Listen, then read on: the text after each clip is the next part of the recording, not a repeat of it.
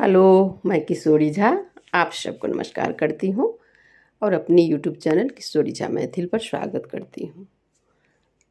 आज मैं गणेश चतुर्दशी व्रत कथा लेके आई हूँ जो अब आने वाला है।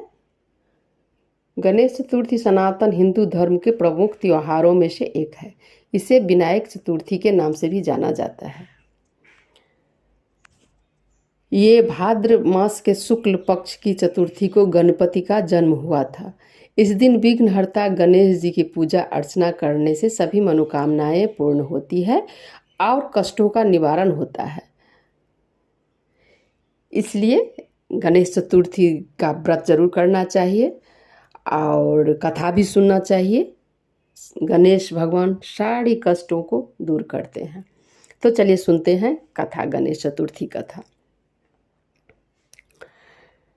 एक दिन भगवान शिव और माता पार्वती नर्मदा नदी के तट पर बैठे थे। तभी देवी पार्वती ने भोलेनाथ से समय व्यतीत करने के लिए चौपर खेलने को कहा। माँ पार्वती के आग्रह पर भगवान शिव चौपर खेलने के लिए तैयार हो गए। परंतु इस खेल में हार जीत का फैसला कौन करेगा, यह प्रश्न माता पार्वती के समक्ष उठा। ऐसे में भगवान शिव ने कुछ तिनका एकत्रित कर उसका पुतला बनाकर उसकी प्राण प्रतिष्ठा की और पुतले से कहा, हम चौपर खेलना चाहते हैं, लेकिन हमारी हार जीत का फैसला करने वाला यहाँ कोई नहीं है। इसलिए तुम्हें बताना होगा कि हम में से कौन जीता और कौन हारा। यह कहने के बाद खेल शुरू हो गया और संजोग बस तीनों बार माता पार्वती जीत गई। खेल खत्म होने पर भगवान शिव ने बालक से हार जीत का फैसला करने के लिए कहा। बालक ने भगवान शिव को विजयी बताया। यह सुनकर माता पार्वती अत्यंत क्रोधित हो गई और क्रोध में आकर उन्होंने बालक को लंगड़ा होने और कीचड़ में पड़े रहने का श्राप दे दिया। माता पार्वती का क्रोध देखकर पुतला भयभीत हो गया और उसने अपने कृत्य के लिए माँ पार्वती से माफ़ी मांगी और कहा कि माँ, मुझ में अज्ञानता के कारण ऐसा हुआ है, मैंने जानबूझकर ऐसा नहीं किया है। बालक के क्षमा मांगने पर माँ पार्वती काफ़ी भावुक हो गई और उन्होंने इस श्राप से निजात पाने का उपाय बताया। उन्होंने कहा कि यहाँ गणेश पूजन के लिए नाग कन्याएं आएंगी। उनके कहे अनुसार तुम भी श्री गणेश पूजन करो, ऐसा करने से तुम मुझे प्राप्त करोगे। यह कहकर माँ पार्वती भगवान शिव के साथ कैलाश पर्वत पर चली गई। ठीक 1 वर्ष बाद उस स्थान पर नाग कन्याएं आई। नाग कन्याओं से बालक ने विघ्नहर्ता भगवान गणेश के व्रत और पूजन की विधि पूछा। पूजा विधि जानने के बाद उस बालक ने लगातार 21 दिन तक श्री गणेश जी का व्रत और पूजन किया।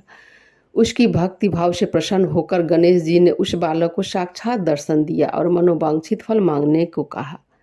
उस बालक ने कहा, हे विनायक, मुझे इतनी शक्ति दीजिए कि मैं अपने पैरों से चलकर अपने माता पिता के साथ कैलाश पर्वत पर पहुंच सकूं।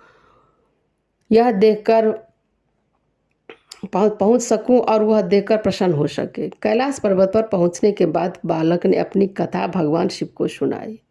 चौपर वाले दिन से माँ पार्वती भोलेनाथ से नाराज हो गई थी।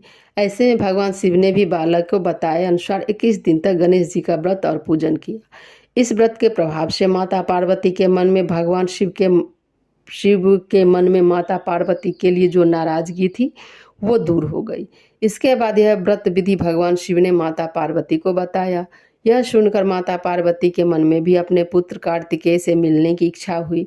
कार्तिकेय से मिलने के लिए माता पार्वती ने विघ्नहर्ता भगवान जी का व्रत और पूजन किया। व्रत के 21वें दिन स्वयं माता पार्वती से मिलने आ गए। उस दिन से विघ्नहर्ता भगवान श्री गणेश जी का यह व्रत अत्यंत फलदायी माना जाता है। इस दिन व्रत रखने और विधि विधान से पूजा अर्चना करने से भक्तों पर भगवान श्री गणेश की विशेष कृपा बनी रहती है। तो इसलिए कथा जरूर सुनना चाहिए। प्रेम से बोलिए, विघ्नहर्ता भगवान गणेश की जय।